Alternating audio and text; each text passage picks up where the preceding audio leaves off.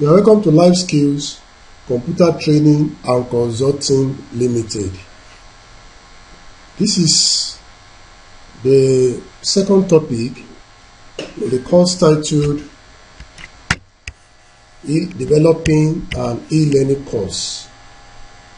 And if you visit our website,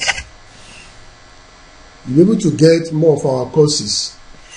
You visit lifeskillstech.xyz or ajwaleonline.com.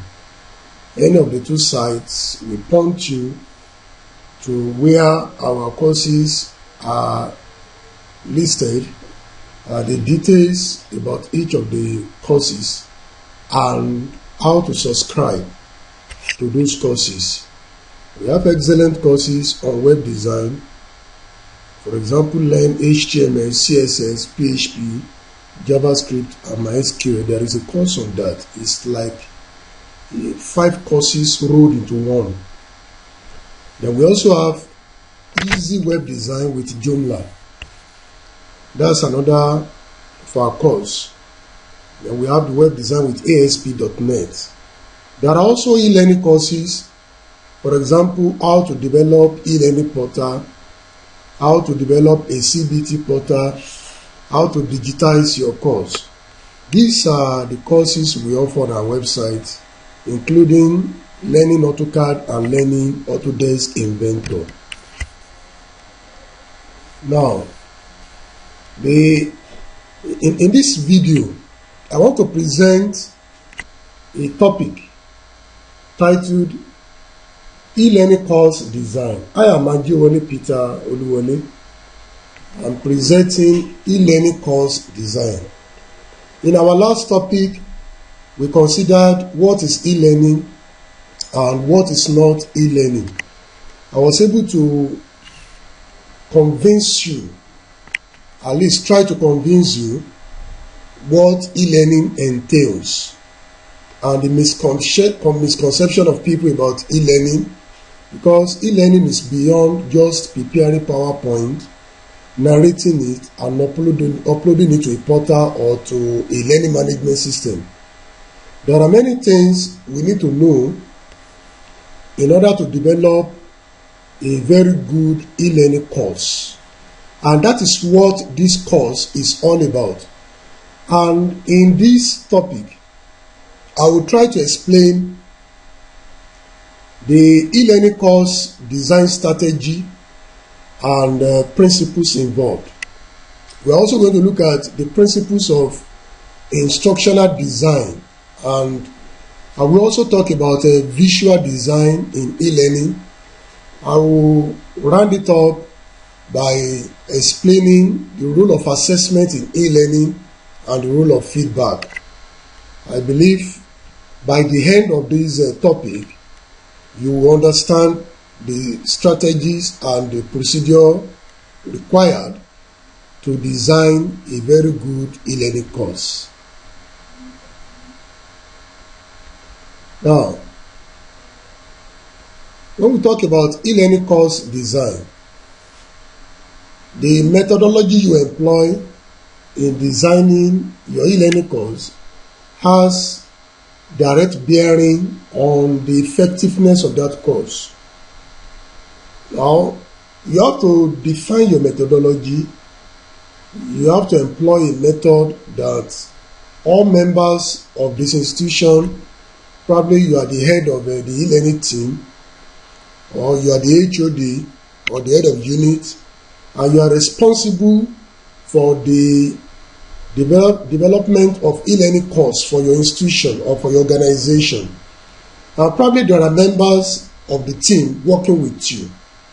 You have to outline a methodology you employ, and every team member must understand that methodology, and it is going to result into a well-structured process. And at the end of the day, you will be able to produce a product, a course that will meet the objectives of the institution. Now, we want to look at the process of e-learning course design. What are the processes involved? What do we need to do in order to design a good e-learning course? I'm going to divide the e-learning design process into about 5 stages. We have the first one, I call it A, analyze. You have to analyze your content, analyze your students, your audience. You have to analyze the objective of the course and the institution. Then after analysis, you design. You go into visual design, audio design, and content design. Then you develop. After designing, you are going to develop the course. That is where our practical will come in. Because this course involves a lot of practicals, such that by the time we get to the level of development, you are going to learn some tools that you will need to develop the e-learning course. Then you implement. After developing, you have to implement, or what I will refer to as a deployment. You are going to deploy the course. At least after developing your e-learning course, you don't just keep it. It has to be made available to your learners or your students. Then after that, you have to evaluate what you have done. So these 5 phases can be changed. You can modify it according to your institution or your school. Now, let's start with analysis, e-learning design analysis. In the analysis stage, that is where you sit down, you try to understand the requirement of the organization or your school. You need to know your target audience, what they need, the skill gap that you want to fill, or the learning outcome you are looking at, or a specific objective you want to achieve by that course, or the behavior you want to bring out of the student. You know, in educational, in education as a discipline, they talk about behavior of the student. Before the students enter your class, they come with a behavior. But after the topic, after the lesson or the class, you are expecting a certain behavior in the student. So you have to know the behavioral response you are expecting from the student. They must have acquired something, they must have learned something. So these are the things you need to analyze. Then the content available to you, is it enough? Can it meet the objective?